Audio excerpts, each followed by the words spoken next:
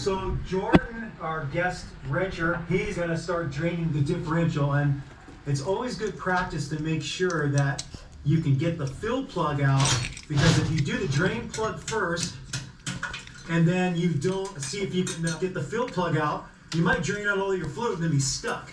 So always make sure you can get the fill plug out first and then start draining your differential.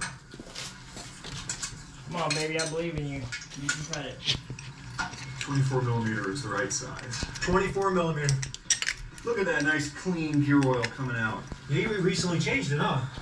Sounds like actually, me. No, it was like this when I bought it. Really? But it was a one owner, been serviced very regularly, so. Yeah, we probably need to empty that now. A lot of Surely it life would have like came out both sides. that. But Down Yeah. the bottom, just a little bit. So what Jordan was mentioning is that the drain plug has a magnet on it, and that's to collect any bits of metal shavings, and so they don't just keep on circulating throughout the differential. It collects them. Very common for there to be at least a little bit. Yep. That's how those hypoid gears work. Fucking So he just bitch. wiped that. You can see right here, he wiped off. That's all like a little metal shavings right there.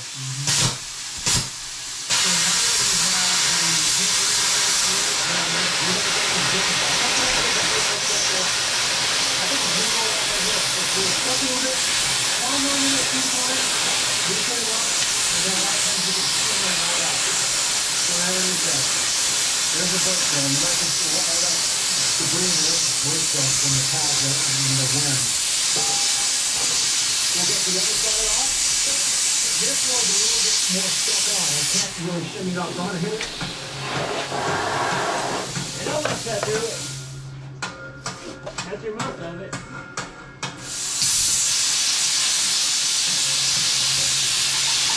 There we go.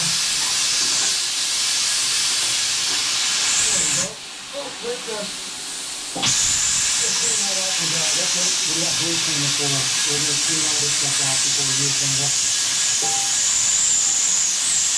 Circles a lot nicely to work on things that aren't so dry. Brake cleaner. We're going to spray it all over here and just clean off all the stuff, and I got a catch pan underneath to catch some of it. Ooh, that's hot.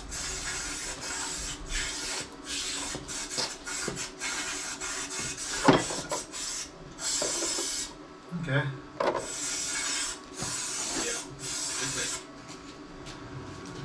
Yeah, I could probably Getting high on brake cleaner. Okay, let's hit the other side. We're gonna pick up the brake drum too with the brake cleaner right now on this driver's side. So we noticed on the passenger side drum, there's a little bit of accumulation. That's just not brake powder. This is actually grease. So his axle seal on the passenger rear was bad. It was leaking. Because this Goddamn, one I'm a is a lot fucking idiot. dirtier. That's grease that What? got through the axle just seal. fucking So it's a well good thing he gusset on that did want to shit. do this.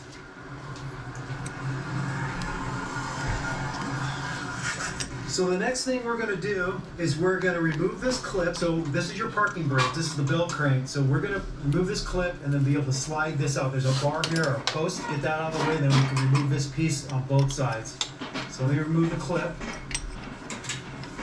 So I'm pulling this out of the way.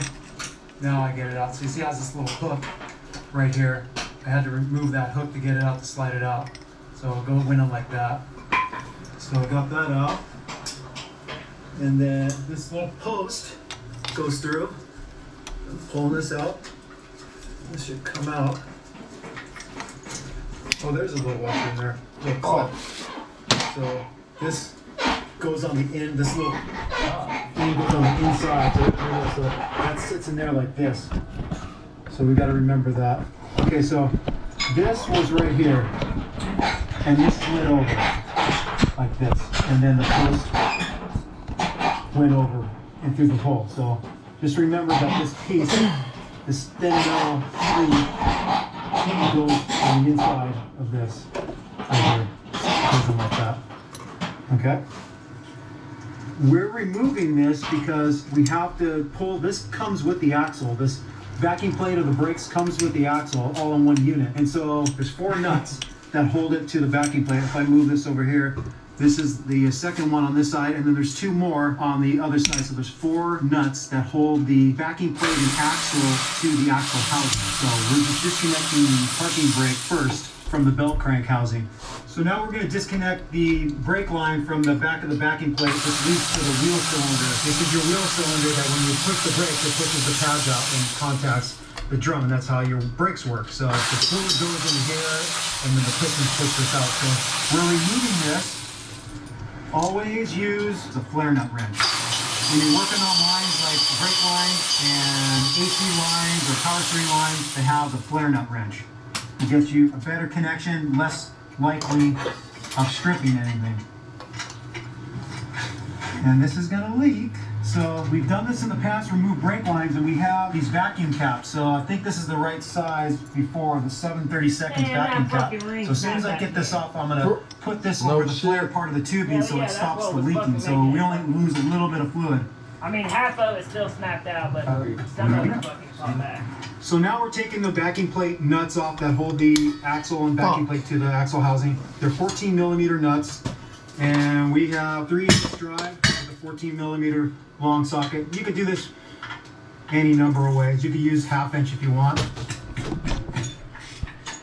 That one's loose. That one's loose. That one's loose. One more. That one's gonna be harder to get, so you have to. You can't use a ratchet. Well, you shorty on that. Let's see what I do. So this one right here is blocked by the shock mount. So maybe use a swivel. You can still do it, but we're just gonna use a regular box end wrench and break this one free.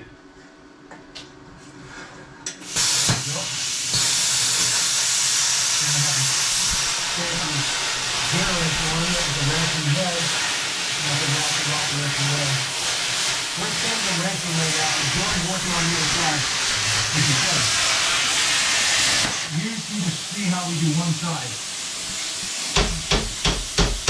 So now that we have the 4 nuts holding the axle and backing plate to the axle housing, we're ready to pull this thing out. So I'm just going to grab the backing plate and kind of have my palms resting on the brake shoes, and I'm going to pull outward. We have a pan underneath here because when we break the seal, there still could be, we're going to be dragging some gear oil out. So as soon as we break the seal, gear oil can be taken out. So we have the fucking brake slim down, we have the 4 bolt, we've got the brake line just now. So we're ready to go. So I'm head on it. And we'll go. So and slide in. It's kind of heavy.